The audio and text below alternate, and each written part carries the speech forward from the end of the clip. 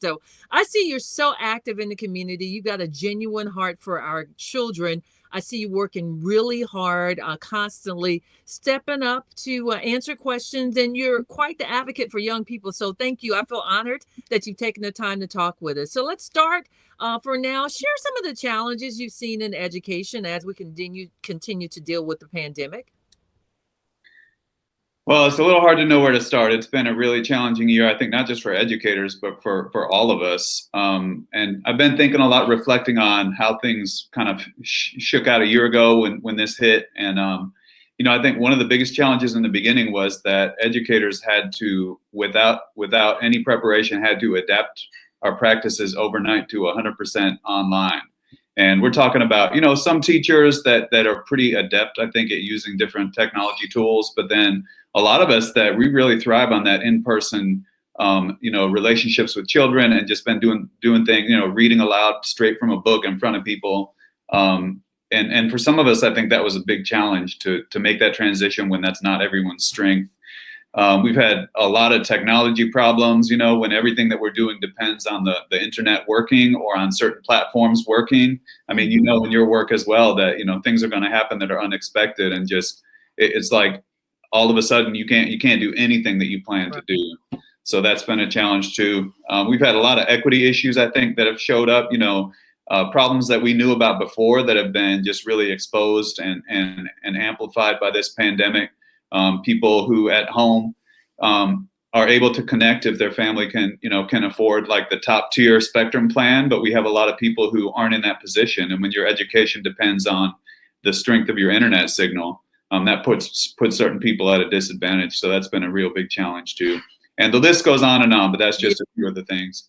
And I'm glad you mentioned that about the digital divide, because I even talked about that Spectrum plan that was being pitched. If people had a past due or previous account, they weren't eligible for the special. Mm-hmm. And I shared that. A lot of people weren't aware. But I see you constantly out there working and just being the ultimate guy when it comes to the educator that really cares about our children. So what do you see as successes and areas that still need to be worked on? Yeah.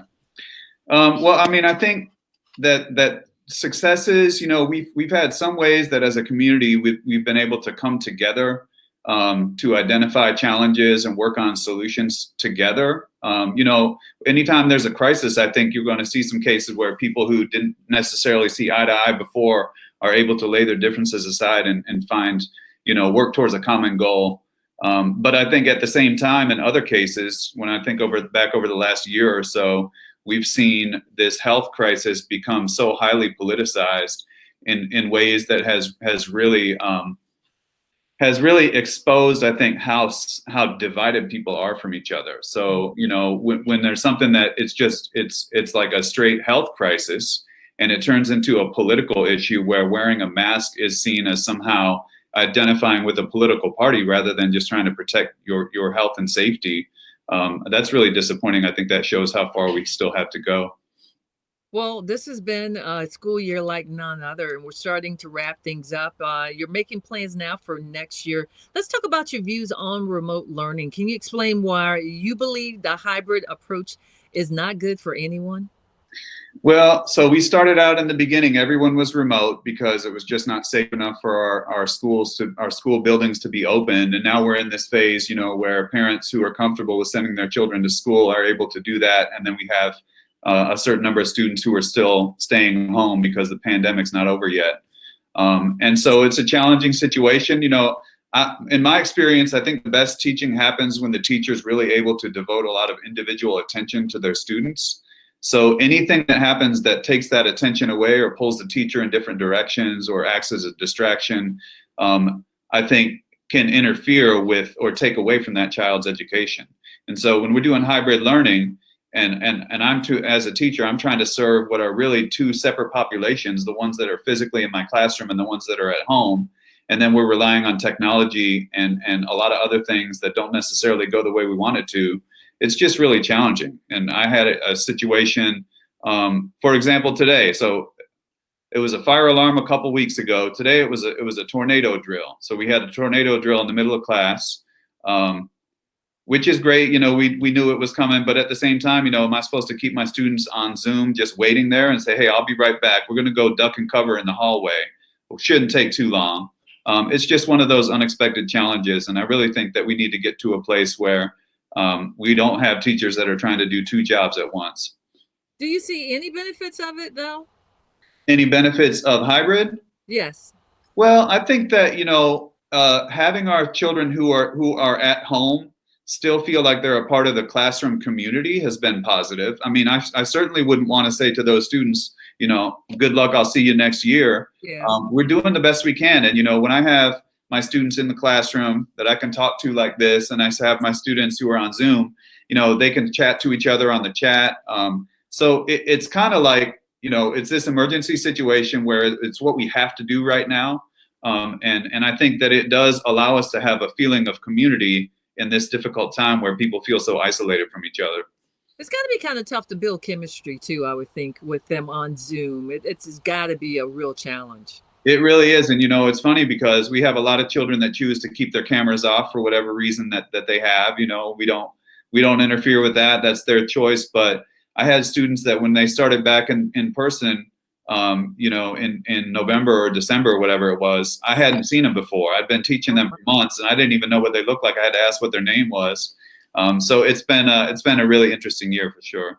And interesting, I thought the rule required that they turn their cameras on. I didn't know that was an option. We've had that handled in different ways, and it's been one of those things that, it's been a learning process, but the way the district came down on it eventually was to say that, students have all kinds of reasons that they may not want people to see what their home looks like or whatever. And so we're going to respect their decision and respect their privacy. But I will say that, when I'm teaching a class and I have 3 children on camera and, 15 that I just see a little black square with their name on it, it definitely is a challenge to feel like I'm actually really connecting with them. And it's just one of those things that, it's just another reason to hope that we can get through this pandemic and get back to normal as quickly as possible.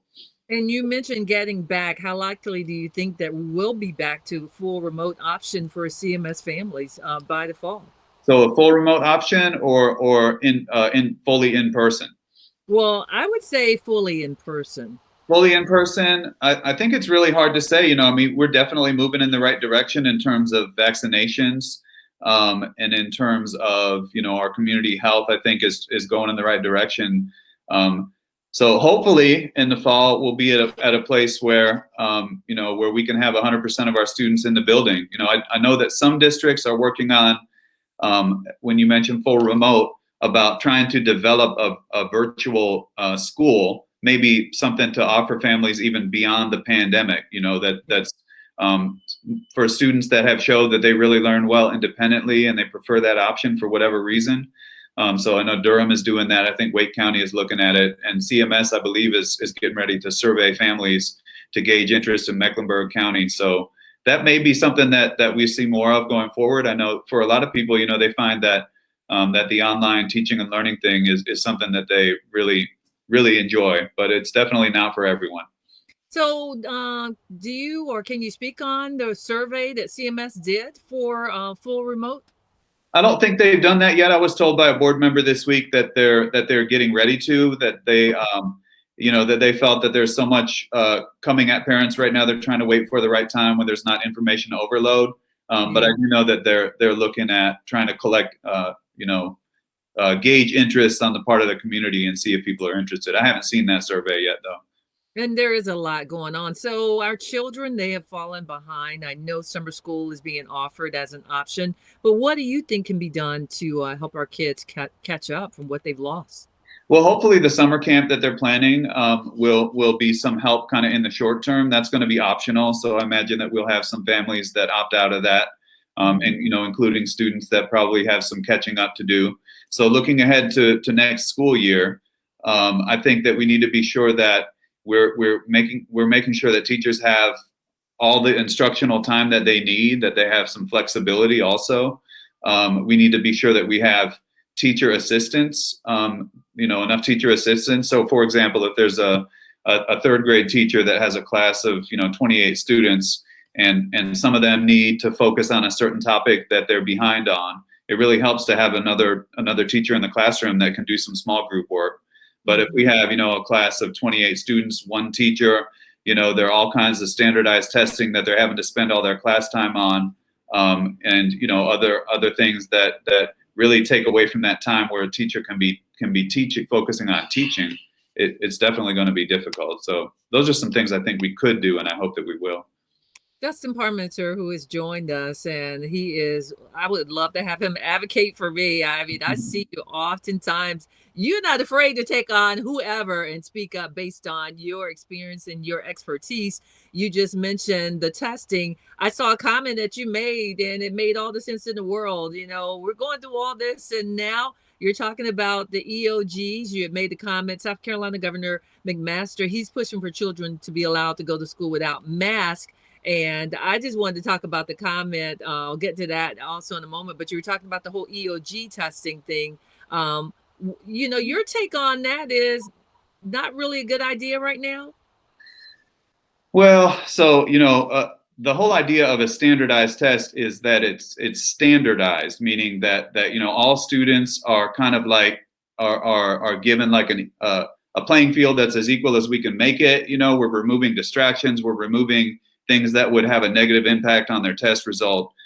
This year has been, how this year has been. Yeah. And so it's not a year where we have conditions where it's fair to children to put them in that situation. And not only that, but we have families that have chosen in Mecklenburg County that have chosen FRA, which we call full remote academy. And so they were given that option, and I believe their understanding was that they would be permitted to keep their children at home until they felt that it was safe to return them to school. Mm-hmm. And so they can't take the EOG at their house. Right. And so, now we have families that are being told, you're going to have to send your child in whether or not you feel comfortable. Now, of course, if that's my child, then I really do have the option to make that decision based on what I think is right for the health and safety of my family. And there has been a change in law this year. Normally, we have a mandate that we have to test 95% of our students. And this year, at least that has been waived. So we don't have that requirement. And hopefully that will make, the district feel like they don't have to be as persuasive with families when they're trying to convince them to come in and test, and that we will really leave it up to families to make the right, make the decision that they feel is best. Yeah, and it's got to be what the family is comfortable with. Now, let me go to what I was saying about Governor McMaster and South Carolina. He says he wants the children to return to school without masks now that all teachers have had the opportunity to get vaccinated. Judging by your Twitter response, you're not too pleased with that suggestion, are you? I did not. No, I did not appreciate that. I think Governor McMaster should not be risking other people's lives just to rile up his political base. Yeah. And the bottom line is this pandemic has killed almost 600,000 Americans in just over a year, including, educators. We've lost educators here in North Carolina, I'm sure in South Carolina as well. We now have these new variants which appear to be infecting children at a higher rate and are more deadly. Yes, we're making progress on the vaccine front. We do know that things are better, but people are still getting sick.